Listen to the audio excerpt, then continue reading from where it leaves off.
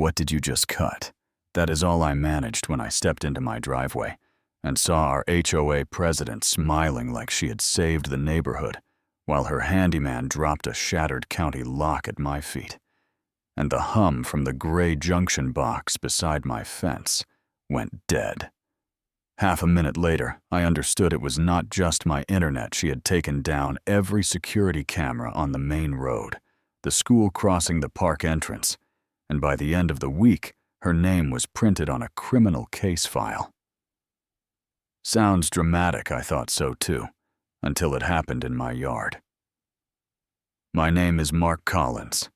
I am a field engineer for Brookfield County, the guy behind the scenes keeping power steady and cameras online, so other people feel safe, and a widowed dad raising my 15-year-old daughter Emma in Maple Ridge Estates, because it looked boring in the best way. Sidewalk soccer goals, clean rules, nothing wild. On paper, the HOA was part of that, but things tidy, no. Busted cars, cool. I get it. But what you do not see in the brochure is what happens when one person decides those rules make her queen. For us, that was Cheryl Norris. President, navy blazer at everything clipboard, like an extra limb sentences like, "We take compliance very seriously," dropped over the smallest stuff, and everybody just paid the fines, or moved the planters, and went back inside, because it was easier than a fight. I am a rules and documentation guy. I figured if anyone stayed out of her way, it would be me. 2 years before this, I had an exterior cable run approved properly. Application drawings, color-matched clips, got the email stamped approved from her own committee done. Then, one Thursday, I come home from the field tired, and there is a yellow envelope taped dead center on my front door, like a warning label on my life. Violation notice. Unauthorized exterior cable remove in 48 hours or face enforcement. No question, no call, just a verdict. I stood there thinking, I know this is wrong. I have the approval. But that sick feeling still hit, because I also knew how Cheryl operated. Emma saw the envelope and asked if we were losing Wi-Fi. I told her no, I would handle it, because honestly, I believed that. I opened my laptop, pulled the old approval in seconds attached. Everything drafted a short, polite email, scheduled for Monday, 8 a.m. This cable is previously approved. Please correct your records. Nothing nasty, just facts, because that is how adults are supposed to solve simple things. You know what I mean. Later that night, I stepped outside and looked at two things: my neat cable along the siding and the tall gray junction cabinet on the county easement big sticker that said, "Brookfield County Property, do not tamper." Humming a quiet sound. I know as proof that everything on that network is alive. I went to bed thinking worst case. I roll my eyes at a confused HOA volunteer and move on. Sunday afternoon killed that comfort. It was one of those quiet days, sprinklers kids yelling nothing urgent. And from my desk, I heard a heavier engine idle outside, the kind that parks like it has authority. I looked out, saw a white pickup labeled Maple Ridge Estates Maintenance, nosed up to my driveway. Out steps Cheryl in the blazer, and a contractor with a ladder, and bolt cutters, no county insignia anywhere. I was already on the stairs to go talk like a normal person, when I heard that clear metallic snap of a lock, and felt my chest tighten, because that is not the sound of someone knocking to chat. I came around the side and saw the county lock. In pieces, the junction door open, thick cables hanging. The contractor still holding the cutters, and Cheryl standing like she had just signed important paperwork. "What did you just cut?" I asked. "Your illegal cable," she said, calm. "This violation has been addressed. You were warned, Mr. Collins. I pointed straight at the warning label. This is Brookfield County infrastructure. Those are public feeds. You have no authority to touch this. She flicked her hand. Everything inside Maple Ridge is under HOA jurisdiction. If you had complied, we would not be here. If you have an issue, talk to our attorney. She told the guy to pack up. While she said it, my lights flickered, and more important, the hum went completely silent. And I knew exactly what had gone dark. The traffic cams, the park lot, the elementary crossing that covers the intersection Emma walks through.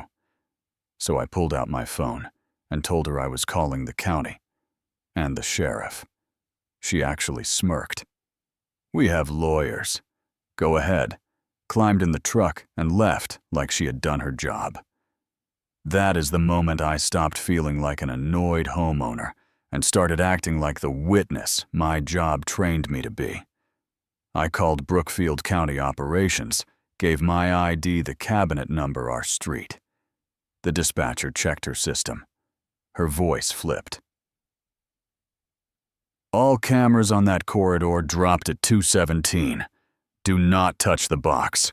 Stay on scene. We are sending a tech and notifying the sheriff.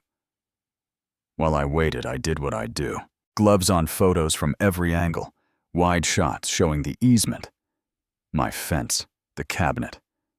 Close shots of the broken lock, clean-cut marks, stickers in frame, tire tracks, ladder marks. Then I pulled video from my own driveway camera. It showed exactly what I saw.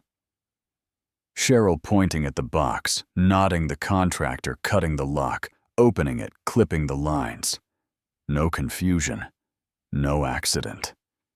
When the county tech arrived, one look inside told him everything.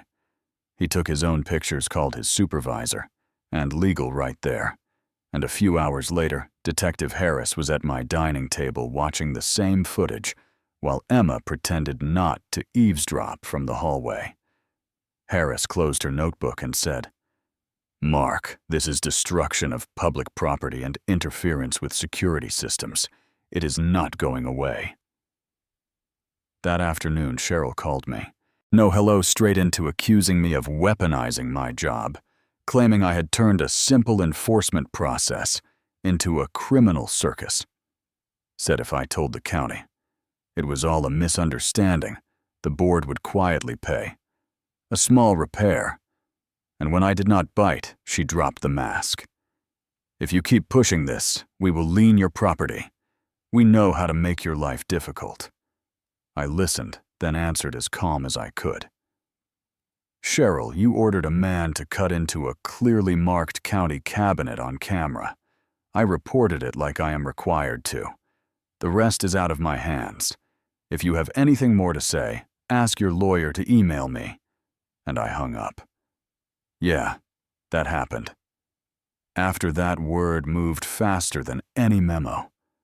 Neighbors came over with their own stories, photos of petty notices, threats over nothing. You could see the pattern everyone had been paying. What I started calling a fear tax. One board member, Joel, called and said there was an emergency HOA meeting coming. Cheryl was telling people I abused my county position, then asked if I would show the full video and documents because people deserve to see the truth. I did not wake up wanting to be the main character of our subdivision, but at that point, staying quiet would have been helping her. So I went. The community center room was full. Cheryl sat at the front with her gavel and a stack of papers trying to look official. She opened with a careful speech about a resident escalating matters, misusing professional contacts, our duty to uphold standards. She painted herself as the victim of overreach, never mentioned bolt cutters.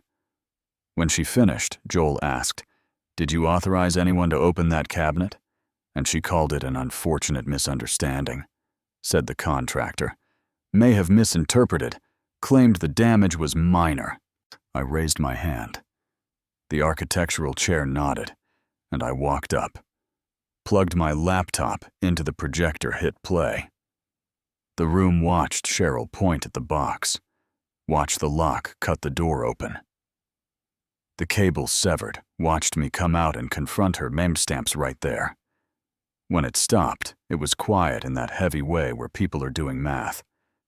I said without yelling that those lines fed public safety cameras, that the repair and recertification estimate was big enough to hit every homeowner if it landed on the HOA, that the county and sheriff were already involved, and that my cable had written approval on file.